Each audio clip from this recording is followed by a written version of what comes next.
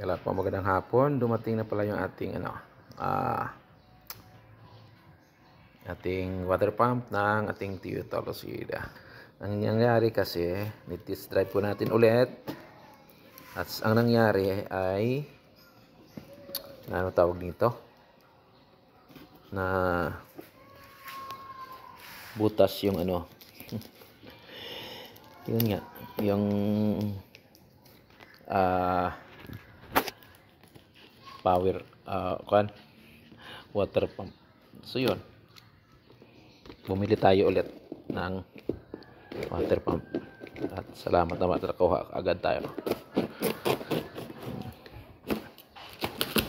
So yun mga kapatid, ito sa ating mga kasamahan dyan, may mga pisa naman si Lucy talaga. So huwag tayong matakot. Mas maganda kaya marin tayong pera pagbili. So bago na to ang water pump ni Lucy. Yan po, i-cover na po natin, uncover na po natin. Yan po, buti na sa ating kaibigan, friend. Yan po sa Banawe. Yan po ang kanyang tawag nito, ang bolt, ba?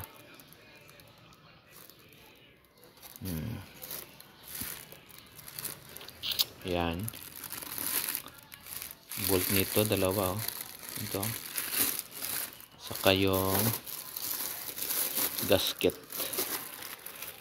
bago, kabagong si Lucy kabagong water pump.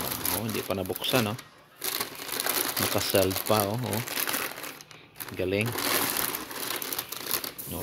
di ba? Yan, bagong water pump ni Lucy. Sa mga order po, kontakin nyo lang ako. Di ba?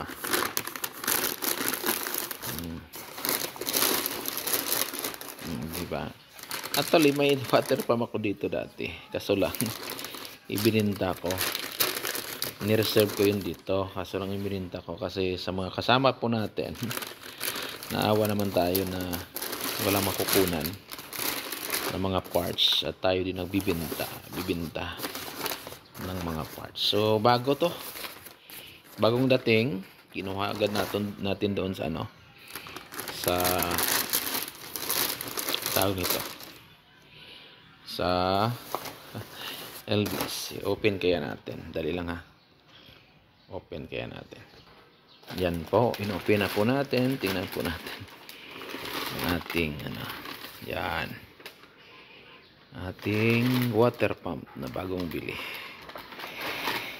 Yan po, diba? Water pump yan, malutong-lutong pa yan. Actually, ang nakaproblema po sa water pump ko ay dito banda. Sigurado ako kasi grabe. Kasi nagbulwak yung nagbulwak yung tubig. Yan. Nagbulwak yung tubig. So bago talaga to, yan. Malinis pa. I-compare natin yung doon. Yung water pump na sira. Ito po yung yung dating Orig to na water pump ni Lucy ko.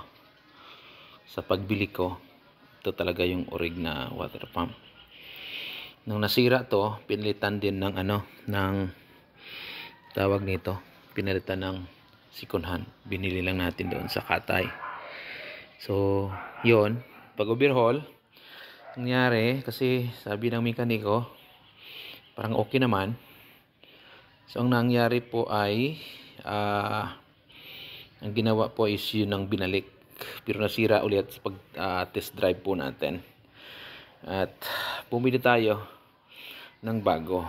Yung doon sa sasakyan, di pa natin nakuha, di pa natin po natingnan. So, ito yung una. Sa sasakyan doon ay ito yung una, sasakyan pangalawa. Ito na nakabili na tayo ng dalawang water pump. So, 3C po ito. Yan. Ito yung kapay niya, ito yung kapay. Yan. Ito wala na. Nga, yan. Yung kapay bago.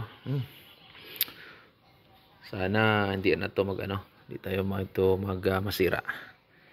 Kasi bago na talaga to. Magkaparehas, di ba? Yan po. Ito yung sa kabila. Pagbago. Ito naman ang sa kabila pag sira na. Yan.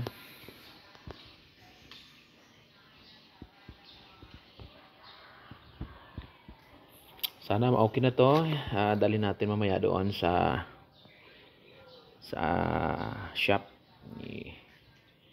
para po gawin nila bukas. So, sakto ba? Yan. O, diba? Ito. So, yun, Paps. Yung natin, yung sasakyan na yon, may thermostat na. So, bago na ulit yung water pump. So, sa gusto magtanong kung magkano yung bili, i-chat nyo lang po ako. So, sana mag-okay ng lahat at magamit na natin si Lucy. Actually, ilang ba yon? Malang kinuha po natin sa shop pagpalit ng pag-reface. Bagong reface yon. Bagong overhaul na rin yung yung radiator. At bago na rin yung water pump nito. So, kung sa pagbasihan na halos na bago, siguro hindi ito masisira. Sabi. So, sana sa mga dyan, sa mga kasama po natin, kailangan po nating tawag nito, palaging condition po ang ating sasakyan. So, salamat pala sa pinagbilhan ko dyan po sa ating kaibigan dyan po sa Banawe. Salamat po at marami pa tayong transaksyon na tawag nito, magawa po. Kasi marami pang nangailangan So, yun po. Out sa mga kasama po natin na mga kalosi.